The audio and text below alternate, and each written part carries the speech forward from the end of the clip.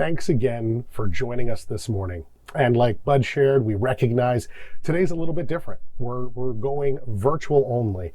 And while that can be difficult in some ways, I am grateful that God has provided this way for even when sickness and other things make gathering together like we usually do not possible, we still have this way of connecting together and together showing worship and engaging in worship of the great God who loves us and made all of this life possible. So I thank you for your willingness to do it, even though it is different. Sometimes when things are different, it's easier to just kind of step back and not engage. So I am very grateful that you're willing to do that with your church family and out of love and honor for God. So thank you for making this a priority. And like Bud shared, we're going to continue now with this message series that we've been working in. It's called Broken Signposts. It's a great resource that we've tapped into from an author called N.T. Wright, an author, a theologian. He has pointed out this idea that in our world that there are things that point to an ultimate reality, things that just exist all throughout human culture and civilization that point out that there's an ultimate reality around us.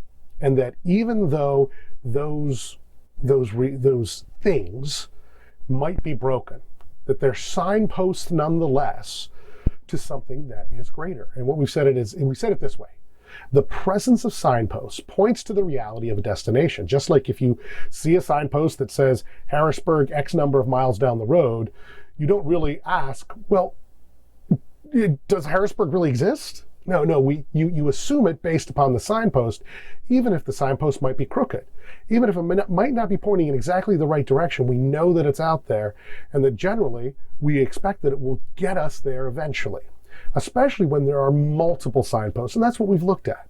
We've looked at multiple things throughout the human experience that point to an ultimate reality that we believe truly is represented by God.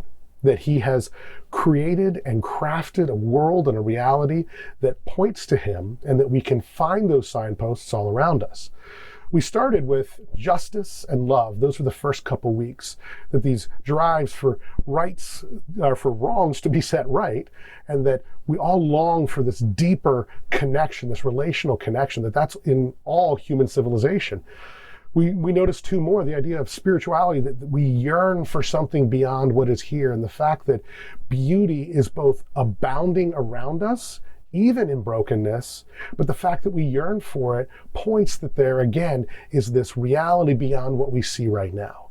Last week we looked at the idea of freedom and the fact that all of us, on one level or another, yearn to be free.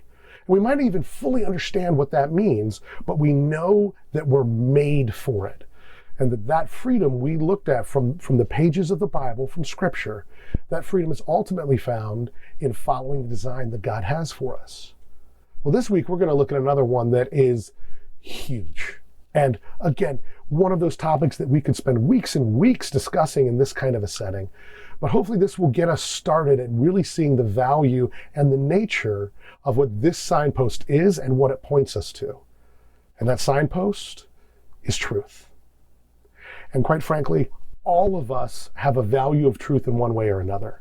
And that's true for, again, the entire human condition. But I would suggest that truth is often poorly defined, or that we poorly define it. We kind of look at it either as something that is just the idea of being factually true, or kind of to the other extent, we say it's a deeply held belief or opinion. In our world today, we've heard the phrase, well, that might be true for you, but it's not true for me, or that's not my truth, or this is my truth. And then there's, on those kind of divergent ends of definition, there's fighting and there's poking at one another. And I think that we need to come to a better way of looking at truth, and at the same time finding ways of coming together around it. I would suggest this, that the best definition that I have come across for truth is that it's more akin to that which corresponds to reality. And quite frankly, it is, I believe, much broader than either ends of that spectrum we looked at really wrap in together.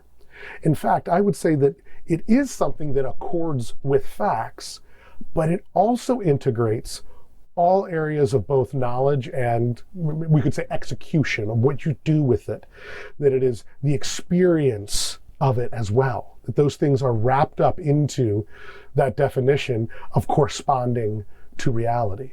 Now, in religious terms, we would say that it's kind of the fusion of two things: the fusion of orthodoxy, which is right thinking, and orthopraxy, which is right living. See, truth requires that both those be in place. It can't be just an experiential thing, and it can't be just a knowledge thing. It is a fusion of those two, and that's where it begins to bring together this correspondence with reality. Now, N.T. Wright, in his book and his section on there, kind of talks about what's going on with truth. And he says this: so here is the problem. All truth is somebody's truth. Everything depends on who's telling the story and from what angle. But does that mean that there's no such thing as truth after all? No, of course not. That man really was driving that car when it swerved and hit the pedestrian. He goes on to explain, the fact that one of the witnesses, his memory shaken and scarred by the horror of it all, misremembered the color of the car, doesn't mean that nothing happened. It doesn't mean that we will never discover who was driving the car. Here's what it does mean. He says it just means that human perception and memory are more complicated than we might have imagined. And I think that's one of the key pieces. So often when we look at truth, we're looking at it from a very narrow perspective, our perspective. But perspectives are much broader. And that doesn't change reality, but it helps us better place what's going on, what we're thinking about within that reality. See, most of us struggle to integrate all the facets of any given situation with all the various tangents, vectors, flavors that are involved in that situation. In fact, none of us will ever perfectly even identify all of them, let alone rightly assess and react to them. It's beyond our individual capability to do that. And so this means something for us as we're looking at truth. This means that all of us need to approach truth with both humility and grace, especially as we interact with one another. I think it also means something else, that for us to truly discover what is true, it means it has to come from more than just me. It's one of those things about the Christian faith, one of the truisms that come with being a follower of Jesus is a recognition that we can't do it alone, that we are made to be in community, and it requires community for us to truly find truth. Otherwise, we're going to have skewed perspectives. And in fact, I think we find some of this difficulty with truth in an interaction Jesus had with Pilate. If we look in the book of John, and we've looked at a lot of John as we've gone through these different signposts, but in John 18, we find Jesus before Pilate. This is part of the passion narrative, what we're going to be getting into in the next couple weeks as we celebrate Easter, look forward to Easter and the reality that holiday that we call today holiday had in changing the entire world. But in this passion narrative, Jesus interacts with Pilate. He's brought before him as an authority. And Pilate kind of has the authority at this point to let him go, to release him, to charge him. He's kind of the head honcho at this juncture. And here's what we read starting in verse 37 of chapter 18. It says, "Then Pilate said to him, to Jesus, 'So you are a king?' And Jesus answered, 'You say that I'm a king.'" And he did, because he was entertaining this charge the people had brought against him. The chief priests, the Pharisees, the crowds of people that had been incited were saying Jesus was claiming to be in opposition to Caesar. So Jesus is just saying, yes, you're entertaining that charge. But then he says this. He actually says why he's here. He says, "For this purpose I was born, and for this purpose I have come into the world." What's that purpose? To bear witness to the truth, to call out what is true. He goes on and says, "Everyone who is of the truth listens to my voice." And look at Pilate's response. What is truth? Now, this little phrase has been analyzed and pulled apart for the entirety of the existence of the Bible.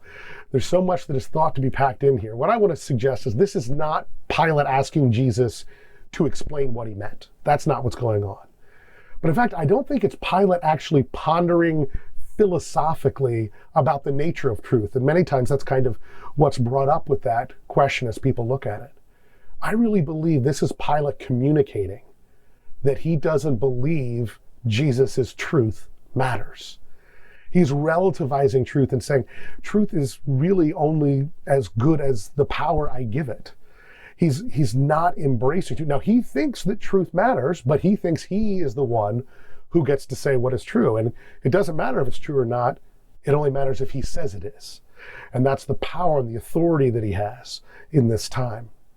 So Jesus encountered this himself.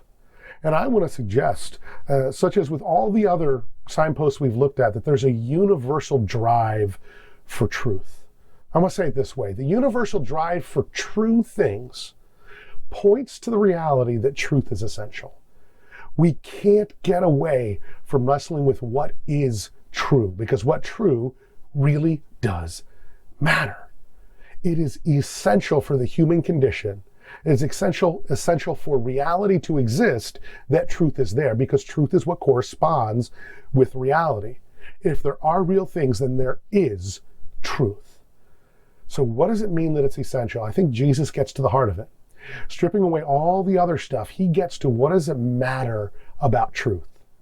We're going to hop back to John 8 now, and this is where we were for majority of our time together last week, and we're going to look at some of the same verses where we talked about what freedom was.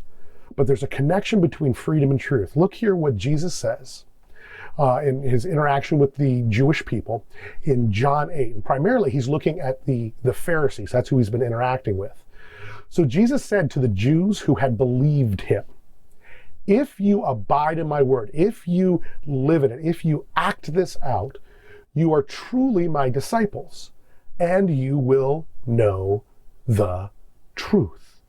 He's connecting here the living out of true things, to knowing true things, that to really know something, you have to do it. And he says the result of that is the truth will set you free. But then he tacks this on. If you jump down to verse 36 now, he says, if the Son, he's referring to himself, if the Son sets you free, there's a result. He says you will be free indeed, truly free. That true freedom is inextricably linked to truth. That to be free, you must know the truth, and as he kind of connected there already, you must live the truth. He makes this connection to himself and truth even more clear if we would hop a few chapters later in the Gospel of John, in chapter 14. And here's what he says. Jesus was responding and he says, I am the way, the truth, and the life. No one comes to the Father except through me. He is saying some really profound things. And this, again, verse has been preached and taught and pondered in countless ways for countless amounts of time. And we have just a little snippet here, but I want to suggest this, kind of wrapping it in. He is saying in this universal drive for true things, the essential nature of that. He says that he's the way, he's the means of getting to this, of getting to the Father, of restoring back to what God had initially designed us for. He's the way, he's the means by how it happens. But he is the truth. He's the reality. He is actually what it's worth and why it happens. And then he says that the end goal of life, of what happens, that eternal restoration to what God designed, it happens through him. So why is it so essential? Well, in Jesus' mind, truth matters because it is the way of setting all things right again. So if it really is essential, and I think that the human condition has proved it, Jesus is highlighting as truth really, really matters, then we have to say this: the essential nature of truth requires us to align our lives with its claims. I think the Bible is abundantly clear in this. We go to lots of places, but it's not just about what we think. It's not just about what we know. It is the coupling of that with what we do, with how we live. It's the abiding in Jesus's words that gets us to truly know what truth is. You can't simply know it if you don't do it. That's why we have to do it. That's the fusing, the merging of orthodoxy, right thinking, with orthopraxy, right living. Now, I'd like us to go to Romans 1. And there's lots chalked up in here. We're not going to get to all the tangents, but I want us to look at this really unique claim that Paul is making at the beginning of this letter he writes to Roman Christians. And he's trying to kind of explain the basis of humanity, and really the basis of why Jesus needed to come the way he did, what he provided. He's kind of talking about the human condition. So in Romans chapter 1, and starting in verse 18, we read these words. The wrath of God is revealed from heaven against all ungodliness and unrighteousness of men. Now, we can't again get into all the details here, but the idea here is that there is consequence to not lining up life with reality. That there is right living, there's right way of being in relationship, and that humanity has kind of squished it. We messed it up. And not only has it happened historically, we continue to do it. And he says this, that men, humanity engaging in this, they do it by their unrighteousness. They suppress the truth. See, this wrath comes because we are suppressing what is true. Well, how do we know what is true? Well, look what he continues to say. He says, for what can be known about God is plain to them because God has shown it to them. For his invisible attributes, namely his eternal power and divine nature, have been clearly perceived ever since the creation of the world in the things that have been made, so they are without excuse. See, the thing is, the world around us, God infused himself into it. It is an outflowing of his character and his nature, and the knowledge has been available to us from the beginning. But there's a suppression of that knowledge. We have elected to say, though that be true, though that be fact, I will choose something else. And now I can tell you as a parent, I see this replicated day after day with my own kids. I love them. They are wonderful, but they will utterly reject reality and replace it with their own. They'll say, it doesn't matter if that's true. I'm going to live as if it isn't. And that's what we're looking at. They suppress what they know to be true because they think what they're desiring is better. Verse 21 continues that and says, for although they knew God, they did not honor him as God or give thanks to him. They didn't accept it. They rejected the truth. They rejected that right thinking. And it says, as a result of that, when they didn't honor him or give thanks, they became, look here, this is really important, futile in their thinking first, and their foolish hearts were darkened. This is a really interesting turn of events. See, as people rejected truth, as humanity rejected truth, and we continue to do this, our very thinking becomes futile, becomes neutered. But it also, as we embrace that neutered thinking, that thinking that is not corresponding with the reality, the effect is something internally, that our affections, that our emotions, they enter into darkness. That we no longer can internally connect the way we're supposed to with others in the created order around us. As our thinking moves away from right thinking, our affections move away from right affections. We go on and we keep reading here. Verse 22, claiming to be wise, and we're talking about humanity, they became fools and they did something. They exchanged the glory of the immortal God. They had access to all of it. They exchanged it. They traded it for images, reflections of something else, resembling mortal man, birds, animals, creeping things. The idea here, they are talking. Paul is talking into the idea here of the literal idol worship that was going on with those created things. But it's broader than that. It's something other than God. It's saying what is in the creation is more important than the Creator and what He has revealed to be true. And as a result, look here in verse 34, therefore God gave them up. He said, okay, you may have your ways. I will let you go the direction you're going. And the result is in that they led to impurity, to the dishonoring of their bodies amongst themselves. And look here why. They were given up now because their thinking was wrong, and it resulted in wrong affections. And then what God designed to be perfect and pure became polluted. And it says this happened because they exchanged the truth about God for a lie, worshiping and serving creature rather than creator. Do you see what's happening here? When the movement from truth happens, it has a ripple and an exponential effect. That it didn't just matter that the thinking was wrong and affected emotions. And then we'll see here what comes next is that it moved beyond that to behaviors. Because if we would hop down to verse 28, we read this.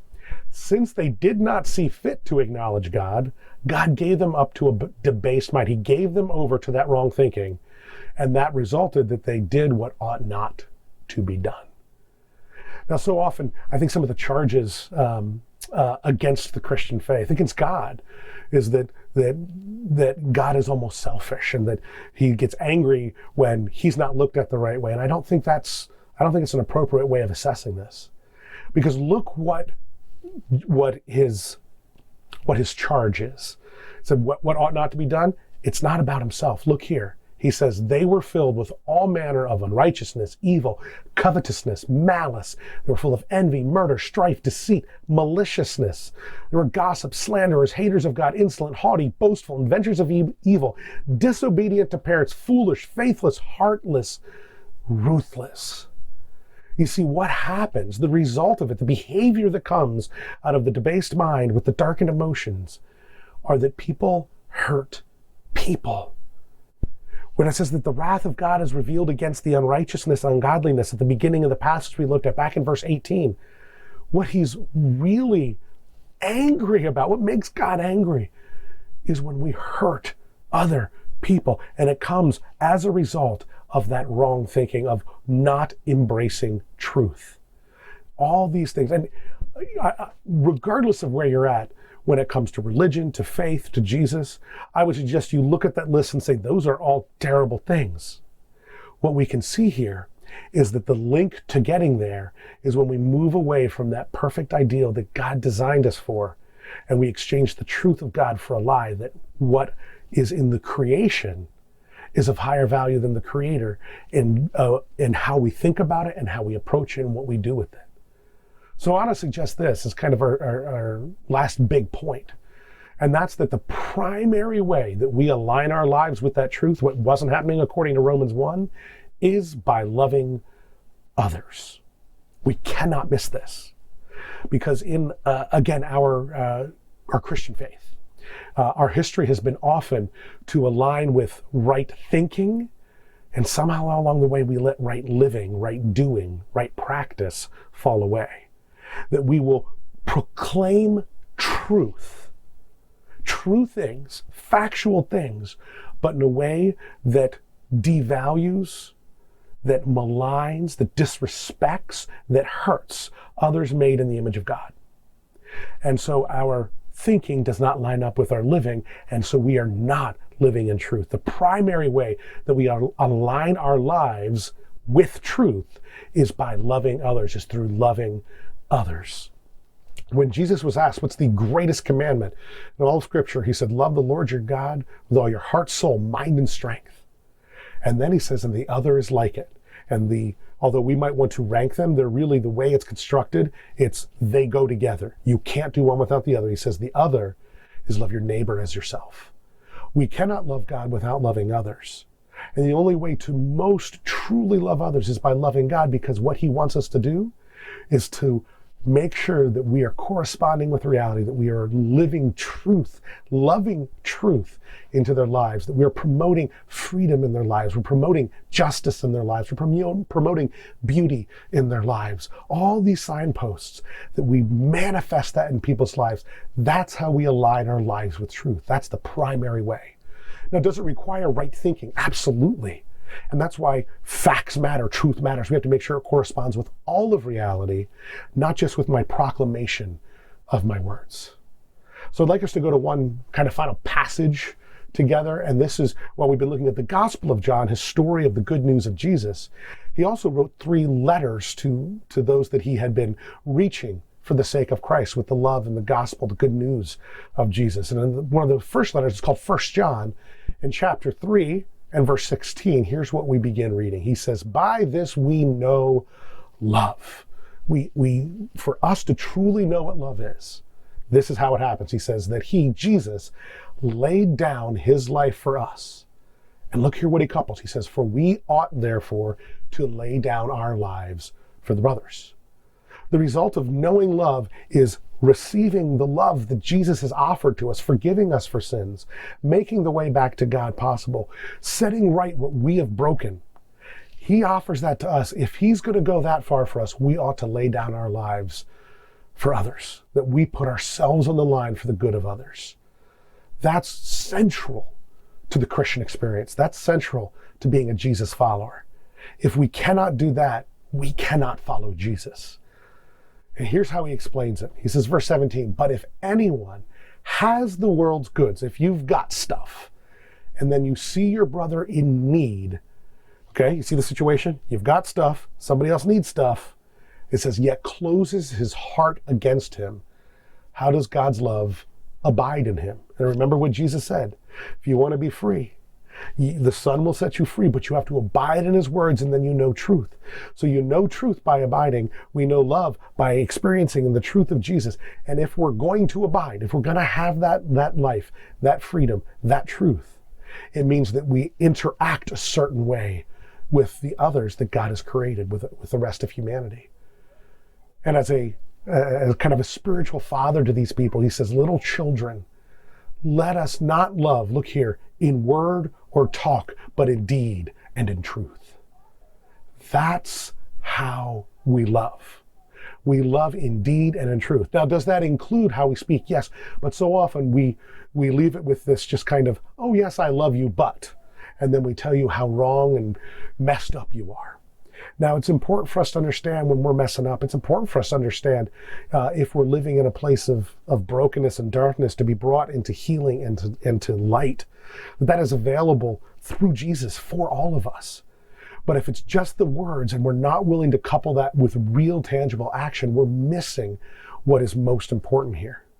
And this is how then John here, as he's trying to pastor his flock, as it were, he says, by this we shall know that we are of the truth, that we are in the truth, that we're in the right, that we're corresponding with the reality that God has designed, and therefore reassure our hearts before him. You see, when we walk in love, when our deeds and our words correspond with the reality that God loved us when we had nothing to offer him, loved us abundantly, we would even say recklessly, over the top kind of love, that then we should return that love to others. That's when we know we're of the truth. That's when we're corresponding to the reality that God designed for us. In looking at this, pastor, theologian, writer, John Piper wrote an article called Truth and Love, and he highlights several things. The first of it is that truth aims at love. That for the trajectory of truth is towards love. And he looks at 1 Timothy 1:5, which says the goal of our instruction when Paul is writing to Timothy, he's saying, hey, here's what we're trying to teach. The goal of that is love from a pure heart. The truth aims at love, but also love aims at truth. See, when we were looking at the love chapter, 1 Corinthians 13 last summer, we spent all summer looking at this one chapter, short chapter of scripture that talks all about love because it's so important. We learned that love itself aims at truth. That's the trajectory of love. 1 Corinthians 13:6 says, love does not rejoice in unrighteousness, but rejoices with the truth. See, while truth aims at love, that's the trajectory of truth. The very trajectory of love is at truth. We can't love people if we're not loving them in truth, with truth, pointing them to truth. Both of those things matter. They aim at each other at a greater goal at the end. But he also said this, that love shapes how to speak the truth. One of the greatest verses to this is Ephesians 4:15 that says that we're to speak the truth in love. That love itself should be the shape that any speaking of truth comes from. If what I'm saying does not express love, I am not saying the right thing, even if it's factual. One of the things that I was thinking of as I was processing through some of it, many of you maybe know the show called Shark Tank, and there's a particular individual on the show where it's investors who are, people are coming and asking for money, and they have to make a pitch, and then they have to make a deal. There's one guy, his name is Kevin. I believe it's Kevin O'Leary. And he prides himself at telling people how terrible they're doing or how awful their idea is. And the thing is, as you watch this, I gotta tell you, I really don't like this guy, because even though he is factually accurate so often, the way he does it is abysmal. It is devaluing of humanity. He is just, quite frankly, a jerk. And now, maybe that's part of the show. Maybe it's an act he's putting on. But it was such a, as I was thinking through this, such a clear example. This guy is right. He's got the expertise. He knows how to invest money. He's made billions of dollars. And yet, how he speaks fact does not communicate love. And so he is far from the truth in what he does. But just as love shapes how we speak the truth, the manner and the nature by which we do it, the engine by how we speak it, it's very important to understand that truth shapes how we love. It's not just being ooey gooey with a person. It's not just telling people what they want, or being nice and not saying what actually does correspond with reality. See, just as love shapes how to speak the truth, truth itself has to shape how we love. They must be both present. And that's why both of these are very much signposts that point to a greater reality beyond us, because right now our human experience shows these to be broken. And what we need to work at is redeeming that which is broken and putting it back in line with how God designed it to be. So let's take one quick last look at just that one verse I already said, Ephesians 4:15. It says, speaking the truth in love, we are to grow up in every way into him who is the head, into Christ. That we as Jesus followers are to speak the truth, yes, but we must do it with love. Well, how do we do this? What does this mean? Well, a contributor to Campus Crusade for Christ, they're called Cru now, her name is Chelsea Smedley, and she wrote this in her article on trying to walk through what does this mean. She said, when communities prioritize communicating God's truth to one another, look here, in a safe space marked by humility and love, they allow each person's truest self to be affected and changed by the life and love of Jesus. Now, I know in our world, things like phrases like safe space and stuff like that can bring about some reactions. It's been politicized. But quite frankly, God did design us to be safe. Safe in his will, safe in this perfect creation he made for us, safe to be in relationship with one another with no fear. That's the design that we're supposed to strive for. And when we communicate God's truth, which is immensely important, if we must do it with humility and love, that brings about true humanity in people, that highlights the image of God in others and actually leads to change, to effect on others by Jesus. Because Jesus's life and love can radically transform every individual in the world, but quite frankly, we have created barriers to that with how we communicate that life and love of Jesus. So church, what do we do? How do I embrace truth? I hope you've seen as we've walked through that the truth is essential, and that it's way more than just right facts, that it means I have to abide in it, and that it has the power to change literally the world when it's done in love. This is an important thing. How do I embrace it? I want to leave you with two questions to wrestle with, that if you do, I think it's going to take us far when it comes to embracing truth, the way the Bible has defined it, the way we've described it this morning. And the first question is this: how do I need to align my life with reality? Because quite frankly, I think there's a lot of us who we know what we're doing doesn't line up, but there's something we're allowing to get in the way.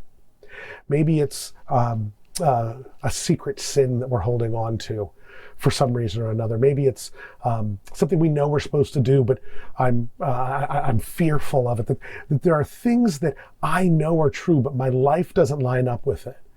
Where are those places, and what does it mean to identify the obstacles and move them out of the way?